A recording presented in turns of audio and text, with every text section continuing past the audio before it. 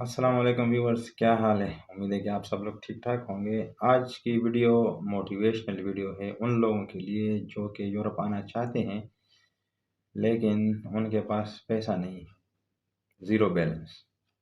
जैसे मेरे पास था, मेरे पास अपना एक भी रुपया नहीं था, बल्कि मैं कर्जदार था उस वक्त 13-14 लाख रुपए जब मैं साइप्रस आ रहा था। या वो लोग जो कि फैमिली के मसाइल में ऐसे गिरे हुए हैं कि वो भी उनके दिल में भी यूरोप का ख्वाब है लेकिन वो आ नहीं सकते अपने मसाइल को छोड़ के। तो उन लोगों के लिए एक मोटिवेशनल वीडियो है, क्योंकि मैं दोनों तरह के हालात में गिरा हुआ था। फैमिली के भी मसाइल थे और मेरे पास पैसा भी नहीं था, और फिर भी अभी आप लोगों के सामने हूँ मैं इस वक्त यूरोप में, साइप्रस में। तो मैं अपनी स्टोरी सुनाऊंगा, और स्टोरी सुनाने का मकसद यही है कि ये उन लोगों के लिए, बल्कि सब लोगों के लिए, लेकिन स्पेशली उन लोगों के लिए जिनके हालात बुरे हैं, एक मोटिवेशनल स्टोरी होगी और उनको हिम्मत मिलेगी, और हो सकता है कि वो अपने मकसद में कामयाब हो जाएं। यूरोप आने का ख्वाब जो उनके दिल में है, हो सकता है कि उनको वो मिल जाए। स्टोरी शुरू करने से पहले, असल में अगर मैंने फुल स्टोरी सुनाई तो आपको मज़ा भी बहुत आएगा, लेकिन बहुत लंबी भी हो जाएगी। तो मैं कोशिश करूँगा कि ज़्यादा डिटेल में न जाऊँ, जो अहम अहम बातें हैं वो मैं आपको बताऊँ। लेकिन हमारे पश्तो में बोलते हैं कि जो कमीज़ का आगे वाला दामन होता है, उसको उठाने का मतलब ये होता है कि आप खुद को नंगा कर रहे हो। तो मतलब अब मैं अपनी स्टोरी आपको सुनाऊंगा। इसका मतलब ये है कि मैं खुद को नंगा कर रहा हूँ। अपने मसाइल, मेरे मसाइल आप लोगों को पता चलेंगे कि किस तरह के मसाइल थे। लेकिन फिर भी अगर मेरे नंगा होने से किसी का फ़ायदा हो जाता है, या किसी को मोटिवेशन मिलती है, कोई अपने मकसद में कामयाब होता है, कोई यूरोप आने का ख्वाब पूरा कर सकता है, तो आई डोंट केयर, मुझे नंगा होने दो। तो भैया, मैं पहले आपको पता होगा साइप्रस में था, यूरोप में, यूरोपियन यूनियन वाला साइप्रस। अच्छा, कई दोस्त मुझसे पूछ रहे थे कि आप नॉर्थ में हो, पिछली वीडियोस देख के। यार, मैं ग्रीक साइप्रस में हूँ, मैंने कई दफ़ा बताया है। यूरोपियन यूनियन वाला जो साइप्रस है, यूरोप वाला, मैं उधर हूँ। तो मैं पहले ग्रीक साइप्रस में था, मैं वापस गया। मुझे एहसास हुआ कि मुझे वापस दोबारा जाना चाहिए, पाकिस्तान मेरे लिए ठीक नहीं है। क्या हुआ, अभी मैं यही सोच ही रहा था कि मेरा बेटा पैदा हुआ, उसका होंठ और तालु कटा हुआ, पैदाइश। इस्लामाबाद हमारे गांव से 120-130 किलोमीटर। उस वक्त समझ नहीं आ रही थी हमारी फैमिली में, पहला केस था ऐसा, कोई ऐसा बच्चा पैदा नहीं हुआ था। फिर मेरी ये कोशिश होती है कि मैं सही ट्रीटमेंट और सही जगह से ट्रीटमेंट करवाऊँ। उसके लिए मुझे उसको इस्लामाबाद लेके जाना पड़ता, फौजी फाउंडेशन हॉस्पिटल। तो हर हफ्ते में एक चक्कर होता, मैं फंस गया। अब उसकी ट्रीटमेंट जब तक चलती रही, काफ़ी लंबी, मैं फंस गया। यूरोप का ख्वाब उस वक्त दिल ही दिल में रहता, और आने का मैं सोच नहीं सकता था। थोड़ी सी उससे फुर्सत मिली, क्योंकि पैसा भी बहुत लग रहा था और टाइम भी चाहिए था। तो उससे थोड़ी सी फुर्सत मिली, उसकी ट्रीटमेंट की, उसकी सर्जरीज की। 2018 में मैंने वीज़ा अप्लाई किया, लेकिन घर के हालात उस वक्त फिर इतने ख़राब थे कि मेरा घर से निकलना, पाकिस्तान छोड़ना बहुत मुश्किल था। कुछ घरेलू प्रॉब्लम ऐसे थे। मेरा वीज़ा अप्रूव हुआ 2018 में, फरवरी में, और मैं नहीं जा सकता था। अब आप खुद सोचें कि मैं खुद एम्बेसी गया और मैंने उनको बोला कि भाई, मेरे घरेलू मसाइल ऐसे हैं जिसकी वजह से मैं भी कंट्री नहीं छोड़ सकता, प्लीज़ आप मेरा वीज़ा कैंसिल, रिवोक कर दें, कैंसिल कर दें। फिर मैंने अपने हाथ से एप्लीकेशन लिखी, मेरा लगा हुआ वीज़ा, और अपने हाथ से मैंने एप्लीकेशन लिखी वीज़ा रिवोक करने की। आप सोच सकते हैं कि मेरे दिल पे क्या गुजरी होगी। लेकिन एनीवे, ये लाइफ है, लाइफ में हालात का मुकाबला करना पड़ता है। वो वक्त भी गुजर गया।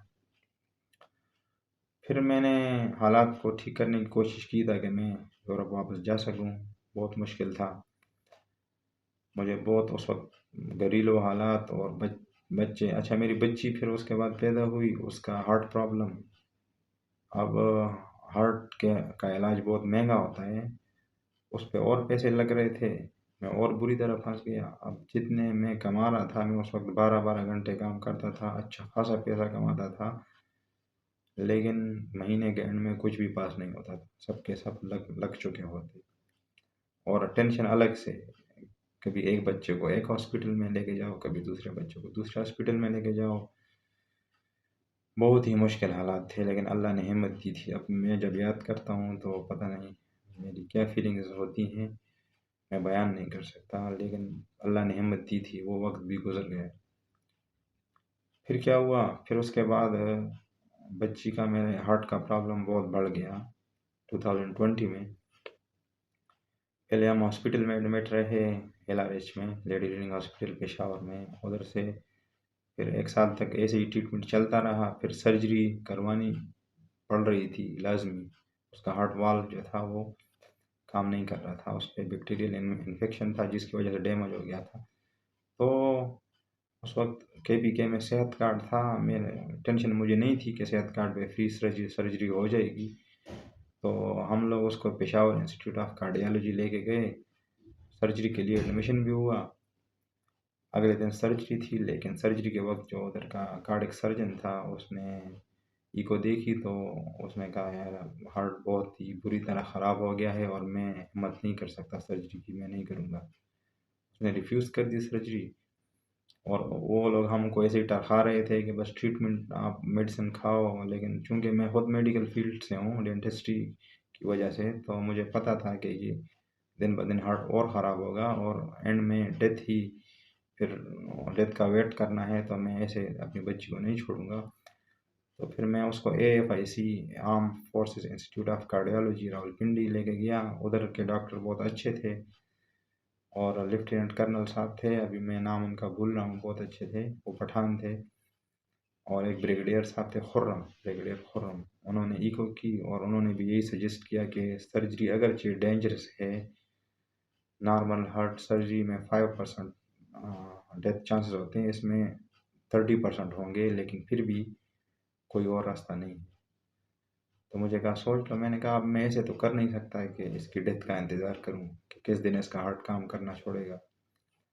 अब मैं, ठीक है, 70% चांस भी बहुत हैं, हम दुआ करेंगे कि अल्लाह ताला इसको सेहत दे और सर्जरी हम करेंगे। फिर वो प्राइवेट ट्रीटमेंट था, बहुत ही मुश्किल, मतलब बहुत महंगा इलाज था, लेकिन मुझे करवाना था।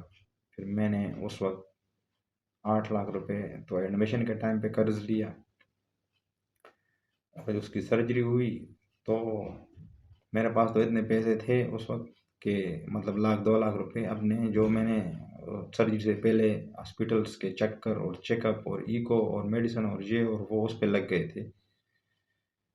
तो सर्जरी के टाइम पे 8 लाख मैंने कर्जा एक लिया। जब सर्जरी हुई तो उसके बाद वो 6 डेज ICU में थी, बेहोश।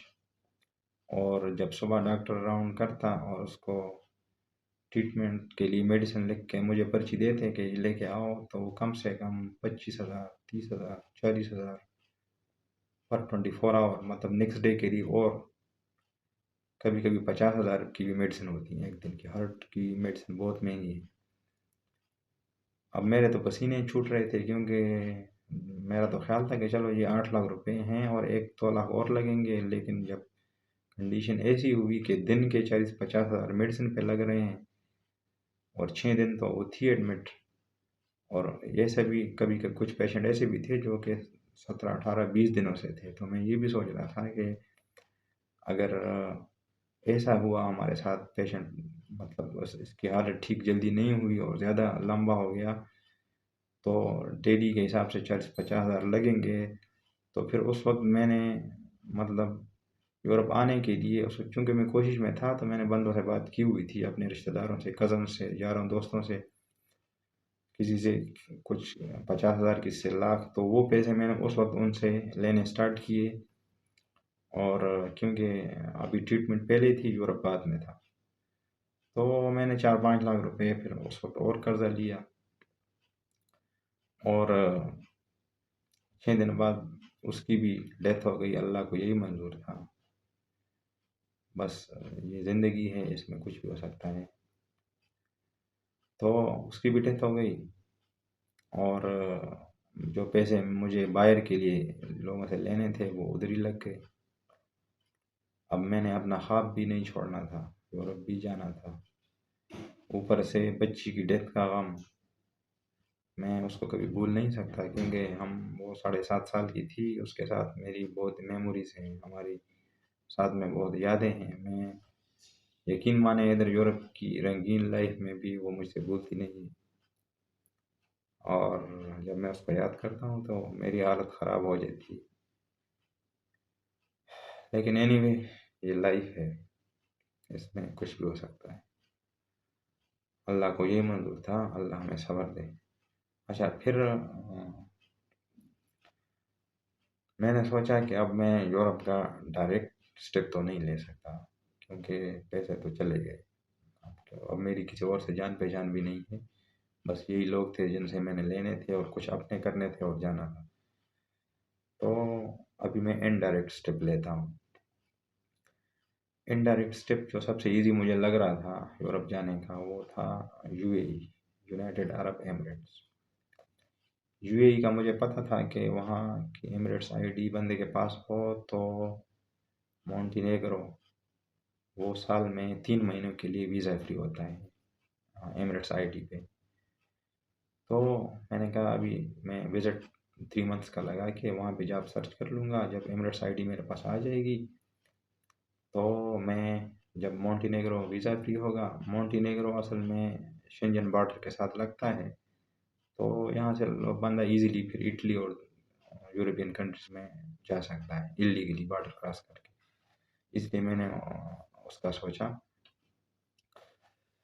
तो मैंने क्या किया, मैंने 3 महीने का यूएई का वीज़ा लगाया और मैं चला गया यूएई। यूएई में मैं 20 दिन रुका। मुझे वहाँ के हालात का पता चल गया कि भाई इधर जॉब, अच्छी जॉब मिलना जो मुझे चाहिए, ज़्यादा पैसे वाली, क्योंकि मुझे आगे निकलना होगा और फिर आगे जाना इतना इजी नहीं है। तो मैंने असल में प्लान बनाए थे, plan A, plan B, plan C, ठीक है, इस तरह के प्लान बनाए थे। बल्कि असल में प्लान बी तो मैं बताना, ये प्लान सी था असल में, यूएई वाला प्लान बी मैं बताना भूल ही गया। प्लान बी ये था कि मैंने तुर्की का विजिट वीज़ा अप्लाई किया था इससे पहले। जिन दिनों में मेरी बच्ची का ट्रीटमेंट चल रहा था हॉस्पिटल में, उन्हीं दिनों में मैंने अप्लाई किया था। तो वो उन्होंने रिजेक्ट कर दिया था तुर्की का विजिट वीज़ा। हालांकि अब मेरा मेरा स्टेटस ये है कि तुर्की मेरे लिए ई वीज़ा है। अभी साइप्रस के रेजिडेंस कार्ड पे तुर्की मेरे लिए ई वीज़ा है। लेकिन पाकिस्तानियों की क्या क्या कदर है, आप सोचें कि उन्होंने मेरा तुर्की का विजिट वीज़ा रिजेक्ट कर दिया था उस वक्त। तो प्लान बी तो नाकाम हो गया था।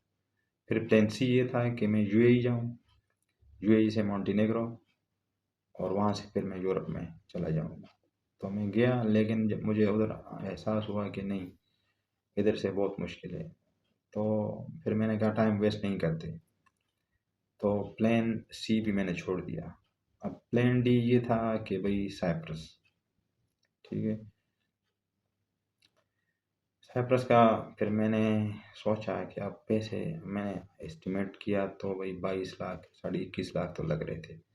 मैंने इसको मतलब डिवाइड किया स्टेप्स में। पहला स्टेप ये कि पाकिस्तान में जो प्रोसेस करना होगा, आइलेट्स करना है, मेडिकल करना है, डॉक्यूमेंट्स तैयारी पे पैसा खर्चा होगा, फॉरेन ऑफिस से अटेस्टेशन, एम्बेसी से अटेस्टेशन, वीज़ा की फ़ीस, सारा कुछ। मैंने कहा चलो भाई अभी मैं जो काम कर रहा हूँ तो ये मैं अपनी सेविंग से कर लूँगा, इसके लिए मुझे किसी से लोन लेने की ज़रूरत नहीं होगी। कॉलेज की फ़ीस पे ट्रांसफ़र करनी होगी, तो कॉलेज की फ़ीस थी 4,850 यूरो। तो मैंने कहा भाई 5,000 यूरो ये अभी से मैं पहले से मैं कैलकुलेट करता हूँ, अगर मैं अरेंज कर सकता हूँ तो फिर ठीक है, मैं अप्लाई करता हूँ, प्रोसेस शुरू करता हूँ। तो मैंने फिर अपना हिसाब लगाया तो मेरे पास एफएक्स गाड़ी थी, अच्छी कंडीशन में थी, और मेरे पास मशीनरी थी डेंटल की। मैंने कहा ये भी बेच दूंगा। तो मैंने सोचा कि भाई बल्कि 2,000 यूरो तो मेरे अपने हो जाएंगे, 2,000 यूरो।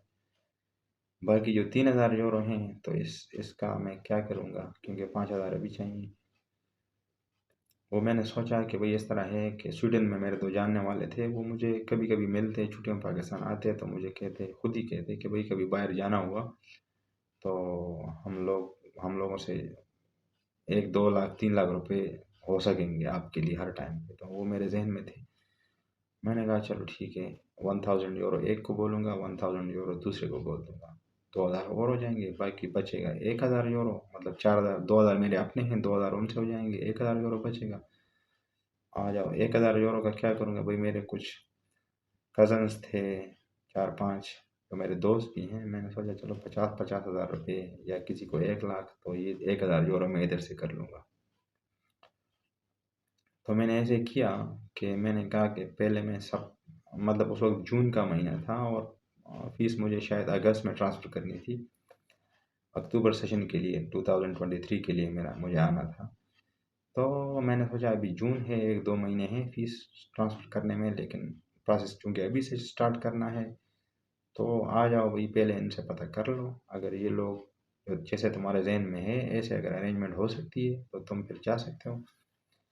बाकी जाने के लिए टिकट के पैसे और फिर €2000 साथ में शो मनी लेके आनी होती है। मैंने कहा उसके लिए बाद में फिर और प्लान बनाएंगे, अभी कम से कम कॉलेज की फ़ीस ट्रांसफ़र होने तक और साइप्रस से वीज़ा आने तक का प्रोसेस करते हैं। तो फिर मैंने सोचा कि पहले इनसे बात कर लो, अगर तो अरेंजमेंट हो सकती है फिर ऑन टाइम जब तुम्हें फ़ीस ट्रांसफ़र करनी होगी अगस्त में, तो फिर प्रोसेस शुरू कर लो, नहीं तो वेट करो फिर सूटेबल एनवायरनमेंट क्रिएट होने तक, नेक्स्ट अगला जब जो स्टेप जब लेना पड़ेगा उस वक्त तक फिर वेट करो।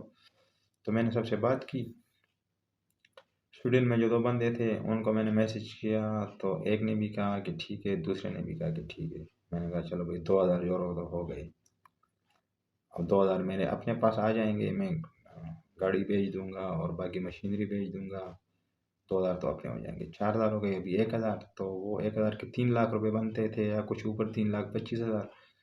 तो मैंने वो फिर एक कज़न को 1 लाख का कहा, दूसरे को 50,000 का कहा, दूसरे को 50,000 का कहा, एक दोस्त को कह दिया मतलब 70,000। एक दूसरा दोस्त है मेरा अमेरिका में, उसको मैंने कहा भाई $250, जिसके भी 70,000 लग रहे बन रहे थे, तो मैंने उसको बोला, मतलब सब ने येस बोल दिया कि भाई हाँ ठीक है। तो मुझे पता चल गया कि बस ऑन द टाइम ये पैसे फिर अरेंज होंगे, आ जाओ भाई अप्लाई करते हैं। मैंने प्रोसेस शुरू किया, जो उधर का खर्चा था पाकिस्तान का, जितना 50,000 रुपये आइलेट्स के और आना जाना और मेडिकल और ये वो तो मैं काम कर रहा था, कमा रहा था, अपनी जेब से लगा रहा था, उसके लिए मुझे किसी से लेने की ज़रूरत नहीं थी। क्योंकि बच्ची की सर्जरी के वक्त तकरीबन और दुबई जाने, ये सारा उस वक्त 12-13 लाख रुपए मेरे ऊपर कर्जा आ गया था। ठीक है, तो मैं ऑलरेडी, मतलब जब मैं स्टेप ले रहा था, मैं आपको बता दूं तो ऑलरेडी 12-13 लाख रुपए तो कर्जा था मेरे ऊपर, लेकिन कोई भी मांगने वाला नहीं था। तो इसीलिए जो मेरी अपनी इनकम उस वक्त थी उससे मैं उधर का खर्चा चला रहा था, मतलब उधर के जितने एक्सपेंसेस थे वो खुद मैं कर रहा था। तो मैंने प्रोसेस शुरू किया, फिर अगस्त का महीना, अच्छा हाँ, अब यहाँ पे प्रोसेस शुरू करने में सबसे पहले क्या करना होता है, बैंक स्टेटमेंट। ये तो मैंने अरेंजमेंट कर ली कि हाँ भाई इन लोगों से अरेंज हो जाएंगे पैसे। फिर जब मुझे बैंक स्टेटमेंट बनवानी थी, बैंक स्टेटमेंट रिक्वायर्ड थी €7,000। अब भैया €7,000 का मतलब है 22 लाख रुपए, ये किधर से अब आए। कोई जानने वालों से कुछ पता किया तो कोई क्या कह रहा था, कोई क्या कह रहा था, इलीगल कोई तरीके वो बता रहे थे मुझे। लेकिन मैंने अच्छा अच्छा, असल में साइप्रस का रूल ये है कि अगर कोई इलीगल डॉक्यूमेंट की वजह से आपका वीज़ा रिफ्यूज़ हो गया, तो चूंकि कॉलेज की फ़ीस वीज़ा से पहले ट्रांसफ़र करनी होती है, ये €5,000, तो आपको फिर इन वीज़ा मतलब फ़ीस रिफ़ंड नहीं होगी अगर इलीगल डॉक्यूमेंट की वजह से वीज़ा रिफ्यूज़ हुआ। तो मैं इलीगल डॉक्यूमेंट बनाना भी नहीं चाहता था, क्योंकि उसमें फिर बाद में मुझे नुकसान होता, वीज़ा अगर रिजेक्ट हो जाता। एनीवे, फिर मैंने, मेरा एक दोस्त था, उन लोगों ने एक शॉप भेजी थी, मुझे पता था। तो मैं, लेकिन 2-3 महीने पहले, अब मुझे पता नहीं था उसके पास पैसे होंगे या नहीं होंगे। मैंने उससे बात की कि भाई ये है, और मैंने उसको बता दिया कि भाई इस वक्त मेरे हालात बहुत बुरे हैं और मुझे हेल्प की ज़रूरत है, तो प्लीज़ अगर आपके पास पैसे हैं तो मुझे जस्ट अकाउंट में रखने हैं, क्योंकि मुझे स्टेटमेंट बनानी है बस। तो उसने कहा कि ठीक है, मैं पता करके, उसके अब्बू के अकाउंट में थे, उसने कहा मैं पता करके बताऊंगा। तो उसने फिर मुझे बताया अगले दिन या 2 दिन बाद कि 10 लाख रुपए तक हो जाएगा। मैंने कहा चलो कम से कम आधे तो हो गए। फिर जो है स्वीडन के जो 2 बंदे थे उनमें से एक बंदे के साथ मैंने बात की अकाउंट के बारे में, तो अल्लाह उसका भला करे, वो बहुत अच्छा बंदा है, साकिब नाम है उसका। उसने मुझे कहा कि मेरे 10 लाख रुपए फलां जगह पे पड़े हैं और मैं अभी उसको तुम्हारा फ़ोन नंबर दूंगा, वो तुम्हें कॉल करेगा और उससे लेके अपने अकाउंट में रख लो। तो मैं बहुत खुश हुआ, अल्लाह ने इंतज़ाम कर दिया। अगले दिन वो 10 लाख भी आ गए। तो भैया 20 लाख हो गए। फिर मैंने उधर यारों दोस्तों से 50,000, 1 लाख, 2-3 लाख रुपए और भी कुछ घर के खर्चे के पैसे थे, मेरे भाई ने इटली से भेजे थे, वो भी मैंने रख दिए। मेरा ख्याल है कि वो जितना रिक्वायर्ड था उससे कुछ लाख ज़्यादा हो गए स्टेटमेंट में उस वक्त। अल्लाह ने काम कर दिया, वो मैंने जल्दी जल्दी से स्टेटमेंट बनाई, ये स्टेप तो हो गया। फिर डॉक्यूमेंट्स सब कुछ तैयार हुए। फिर जब कॉलेज की मुझे फ़ीस ट्रांसफ़र करनी थी, उस टाइम पे मैंने उन लोगों को फिर बोला जिनसे पहले मैंने बात की हुई थी कि भाई इतने इतने पैसे आप लोग क्या मुझे दे सकते हो? अगर दे सकते हो तो अभी नहीं चाहिए, फिर बाद में चाहिए होंगे। तो ये वो वक्त था जिसका उनसे मैंने बोला था कि बाद में चाहिए होंगे, और उन लोगों ने उसको बोला था कि हाँ दे देंगे। तो भाई सबने दे दिए, लेकिन 3 बंदे ऐसे थे, अब मैं उनके साथ मेरे दिल में कोई बुराई नहीं है, ठीक है? मैं इसलिए ना मैं उनके नाम लूँगा कि वो कौन थे। उन अगर वो मेरी वीडियो देख रहे हैं तो उनको खुद ही पता चल जाएगा कि वो कौन लोग थे। लेकिन ना मेरे लिए कुछ बुरा है उनके दिल में, क्योंकि अल्लाह ने मुझे कामयाब करना था, मैं कामयाब हो गया हूँ। अब मुझे क्या ज़रूरत है कि मैं दिल में कोई बुराई रखूँ उनके लिए, ठीक। एक बंदा था स्वीडन का, दूसरे वाला एक ने तो मुझे 10 लाख रुपए दिए थे और उसने कहा कि भाई इससे फिर तुम वो 1000 यूरो, 3 लाख 20 बन रहे थे, उसने कहा था 3,50,000 ले लो, ठीक है, ज़्यादा ले लो बल्कि। जो दूसरा स्वीडन वाला था उसने उसको मैंने मैसेज किया, उसने रिप्लाई कुछ ख़ास नहीं दी। फिर मैं समझ गया कि कुछ मसला है। फिर उसने मुझे रिप्लाई दी कि भाई अभी घर में सोलर सिस्टम लगा दिया है और पता नहीं बहन की कि भाई की शादी हुई है तो उस पर भी खर्चा हो गया, अभी मेरे पास नहीं। मैंने उसको रिप्लाई किया कि भाई जिसका काम अल्लाह ने करना हो वो तो हो जाता है, काम मेरा रुकेगा तो नहीं इंशाल्लाह। लेकिन ऑन द स्पॉट मैंने पहले से असल में सबसे पता इसलिए किया था कि कोई चीज़ अगर मेरे कंट्रोल में है तो मैं करूँगा, नहीं तो मैं पहले अपने कंट्रोल में चीज़ लेके आऊँगा तब करूँगा। लेकिन आपने हाँ कर दी थी, अब एन मौके पे आप ना बोल रहे हो, इसका मतलब ये है कि मुझे अब कुछ अरेंजमेंट तो करनी पड़ेगी, क्योंकि प्रोसेस तो अभी अधूरा नहीं छोड़ा जा सकता। एनीवे मैंने उसको बोला कि भाई तुम कम से कम ये तो कर सकते हो कि मेरे लिए दुआ कर दो कि अल्लाह मेरी अरेंजमेंट कर दे। और फिर मैंने उसके साथ कोई और राब्ता नहीं किया। एक तो ये, दूसरा मेरा कज़न था, उसने 1 लाख रुपए माने थे, लेकिन ऑन द टाइम उसने मुझे 50 दिए और बोला कि भाई हमारा यूपीएस ख़राब हो गया है और बैटरी का कुछ मसला बन गया था और मेरे पैसे उधर खर्च हो गए, अब मैं 1 लाख रुपए नहीं दे सकता। यार मेरी आवाज़ थोड़ी ख़राब है क्योंकि मुझे बहुत सख्त नींद आई है, और इस वक्त रात है, तो अभी 10:15 बजे हैं रात के। अच्छा, तो दूसरा तीसरा जो मेरा दोस्त अमेरिका में था, उससे मैंने $250 की बात की थी। अब समझ लो भाई $250 क्या चीज़ होती है। लेकिन एनीवे उसने मुझे रिप्लाई नहीं, उसने जब मैंने उससे कांटेक्ट किया तो उसने मुझसे अकाउंट नंबर मांगा, मैंने भेज दिया, फिर वो खामोश हो गया। फिर 1-2 दिन बाद मैंने उसको मैसेज किया कि भाई मैं तुम्हारे न देने पे तो नाराज़ नहीं हूँगा, लेकिन अगर तुम खामोश रहोगे तो भैया फिर इस पे मेरी नाराज़गी ज़रूर होगी, क्योंकि मुझे सीधी तरह बता दो अगर नहीं दे सकते, ताकि मैं अरेंजमेंट करूँ, मुझे अब पैसे चाहिए, अरेंज करने हैं। उसने फिर भी रिप्लाई नहीं किया। फिर मैं समझ गया कि बस इसके साथ बात करना इस बारे में छोड़ दो, क्योंकि ये नहीं देगा। तो फिर ये कम हुए 1,000 यूरो तो स्वीडन वाले बंदे के कम हुए, मतलब कुछ ऊपर 3 लाख, और 70,000 ये बन रहे थे अमेरिका वाले। बंदे के, और 50,000 मेरे कज़न ने कम दी। अब ये सब कुछ मुझे उस वक्त अरेंज करना था। फिर मैंने सोचा अब क्या करूं, तो फिर मैंने मेरा जर्मनी में एक दोस्त था, उससे मैंने 70,000 पहले मांगे थे, लेकिन मैंने उसको बोला कि अब तुम 1 लाख कर दो, क्योंकि भाई अब पैसे मुझे और चाहिए। तो उसने 1 लाख कर दिए। मेरा दूसरा दोस्त इंग्लैंड में होता है, उसके भी हालात उस वक्त ठीक नहीं थे, लेकिन मैंने उसको स्टोरी सुनाई और कहा कि भाई हैं तो भेज दो कुछ, अगर नहीं है तो मुझे रीज़न भी बताने की ज़रूरत नहीं है, मैं समझ जाऊँगा। तो उसने फिर 70,000 मुझे ट्रांसफ़र कर दिए। फिर मेरा एक तीसरा दोस्त था, उसको मैंने सिचुएशन बताई, तो उसके घर में कुछ खर्चे के पैसे पड़े थे, उसने मुझे 1 लाख रुपए दे दिए। ठीक है, तो भाई ये बन गए 2 लाख रुपए, तो ये बन गए एक्स्ट्रा। ठीक है, अब फिर मैंने एक दूसरा दोस्त था, उससे 50,000 लिए। किसी तरह से वो सब पैसे मैंने एक दूसरे से लेके पूरे कर लिए, बहुत मुश्किल से, लेकिन कर लिए। और मैंने कॉलेज की फ़ीस ट्रांसफ़र कर दी। फिर मेरा कॉलेज से वीज़ा इशू हुआ। जब वीज़ा इशू हुआ, मैं उस दिन जो मेरी हालत थी खुशी से, मैं बयान नहीं कर सकता। और फिर क्या था, मुझे टिकट लेना था और 2,000 यूरो बनाने थे। अब ये नेक्स्ट स्टेप था। टिकट था तकरीबन 1,70,000 के लगभग।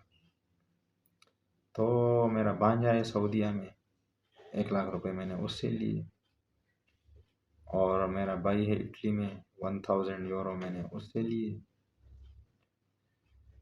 तो इससे तो टिकट और असल में कुछ खर्चे और भी थे, तो ये सारा कुछ हो गया। कुछ पैसे मेरे पास बच भी गए। और फिर भी 2,000 यूरो शो मनी बनवानी थी। तो अल्लाह भला करे, जो स्वीडन वाले बंदे ने मुझे 10 लाख रुपए दिए थे, उससे 3.5 लाख तो मैंने कॉलेज में फ़ीस भेजी थी, बाकी मेरे अकाउंट में पड़े थे। वो कह रहा था कि पड़े नहीं, तो उसने कहा 6.5 लाख थे शायद बाकी। उससे मैंने बात की, तो उसने कहा कि भाई तुम 2,000 यूरो इससे बना लो और चले जाओ, फिर उधर जाके मुझे भेज देना। लेकिन मैंने उसको बोला कि उधर जाके फिर इससे कुछ खर्चा भी होगा, मतलब 1100 यूरो इधर आके लगते हैं, तो मैं तुमको जाती नहीं भेज सकता, लेकिन मेरे साथ तुम 3 महीने का टाइम रखो, मैं 3 महीने में फिर आपको भेज दूंगा। उसने कहा ठीक है, नो प्रॉब्लम। तो मैंने फिर 2,000 यूरो बनाए और मैंने टिकट लिया। और मैं कैसे आया, ये इसकी वीडियो पड़ी है यूट्यूब पे, आने के सारे हालात, my journey from Pakistan to Cyprus, वो आप देख लें, आपको मज़ा ज़रूर आएगा। बहुत प्यारी वीडियो है। तो मैं फिर इधर आ गया। इधर आते ही फिर मैंने 200 यूरो रेंट दिया रूम का, इसी रूम का जिस रूम में मैं हूँ, और 1100 यूरो कॉलेज में दिए, तो 1300 यूरो तो आधे ही लग गए। लेकिन मुझे दिसंबर में कुछ इतना काम मिला कि वो 330 यूरो तकरीबन मैंने दिसंबर में कमा लिए थे। तो इधर आके जो एक्स्ट्रा ख़र्चा हुआ था वो मैंने कमा लिया। फिर मैंने सैलरीज ली जनवरी और फरवरी की, और उसको 6.5 लाख रुपए वापस कर दिए हैं। जो 1 लाख मैंने दोस्त से बाद में लिए थे, जब पैसे कम हुए थे, उसको भी वापस कर दिए हैं। और तकरीबन 50,000 रुपये एक और दोस्त को भी वापस कर दिए। अभी मैंने तकरीबन 8 लाख रुपए वापस कर दिए हैं जब से मैं आया हूँ। मुझे अभी तकरीबन 3 महीने हुए। तो कुछ पैसा तो मेरे पास बच गया था शो मनी से, 900 यूरो, बाकी मैंने इधर कमाए और वापस कर दिए। तो वही कहानी सुनाने का मैंने वैसे शॉर्टकट में सुनाई है। अगर मैं बहुत डिटेल में जाता तो जिन कुछ लोगों को मज़ा आता, कुछ को शायद मज़ा ना भी आता, लेकिन वीडियो बहुत लंबी हो जाती है। अभी भी आधे घंटे की हो गई है। तो एंड में मैं आपको ये बताऊंगा कि भाई मैं जब सब पाकिस्तान से आ रहा था, तो उस वक्त 22 लाख रुपए कर्ज साइप्रस के लिए मैंने लिया, और पहले से 12 लाख या कुछ ऊपर मैं कर्जदार था। और जब मैंने साइप्रस आने का स्टेप स्टार्ट किया, तो उस वक्त भी 12-13 लाख रुपए मेरे ऊपर कर्जा था। और जिन लोगों से मैंने पैसे लिए, इनमें से कोई एक भी मेरे जहन में नहीं था कि मैं इन लोगों से पैसे अरेंज कर सकूंगा, क्योंकि जिन लोगों से मुझे अरेंज करने थे उनसे मैंने बेटी के ऑपरेशन के लिए ले लिया था पैसा, लेकिन मैंने कभी हिम्मत नहीं हारी। और हिम्मत ना हारने का अंजाम आप लोग देख लें कि अभी मैं यूरोप में हूँ। 7-8 लाख रुपए मैंने कर्जा ख़त्म किया है अभी 3 महीने में, और इंशाल्लाह आइंदा 6 महीने में ये सारा कर्जा मेरा ख़त्म होगा। और पाकिस्तान में अगर मैं होता तो मैं साल में 1 लाख से ज़्यादा कर्जा नहीं छुड़ा सकता था, और वो 12 लाख रुपए मुझे 12 साल लगते वो ख़त्म करने में। तो भाई जिन लोगों के पास पैसा नहीं है वो रास्ते ढूंढो, हिम्मत मत हारो, लेकिन लीगल रास्ते ढूंढो। और अल्लाह, अगर आप सच्चे हैं, आपके इरादे सच्चे हैं, तो अल्लाह आपकी मदद ज़रूर करेगा। और जिन लोगों के फैमिली के हालात बहुत बुरे हैं जिसकी वजह से वो फंसे हुए हैं, उसका भी कुछ ना कुछ हल होगा। लाइफ में कोई भी चीज़ इम्पॉसिबल नहीं है। हाँ, कुछ चीज़ें बहुत मुश्किल होती हैं, जैसे कि मेरा आना बहुत मुश्किल था, बिल्कुल इम्पॉसिबल के करीब था। आप खुद सोच लें कि भाई जो पहले से 12-13 लाख का कर्जा है जिसके ऊपर, और जिसको अभी 22 लाख और लगाने हैं, वो कैसे साइप्रस आता, कैसे यूरोप आता। लेकिन मैंने हिम्मत नहीं हारी, अपने लिए रास्ते बनाने की कोशिश की और ऊपर वाले ने मदद की, और आज मैं आप लोगों के सामने हूँ। और जिस तरह के हालात से मैं गुज़र के आया हूँ बहुत मुश्किल है, और बहुत कम लोग इस तरह के हालात से गुज़रे होंगे मेरे ख़्याल में। तो भाई हिम्मत मत हारो, और इंशाल्लाह अल्लाह आपकी मदद ज़रूर करेगा। दुआ में याद रखें, चैनल को सब्सक्राइब करें, और अल्लाह आपका हामी और नासिर हो। फिर इंशाल्लाह किसी और वीडियो में मुलाकात होगी। अल्लाह हाफ़िज़।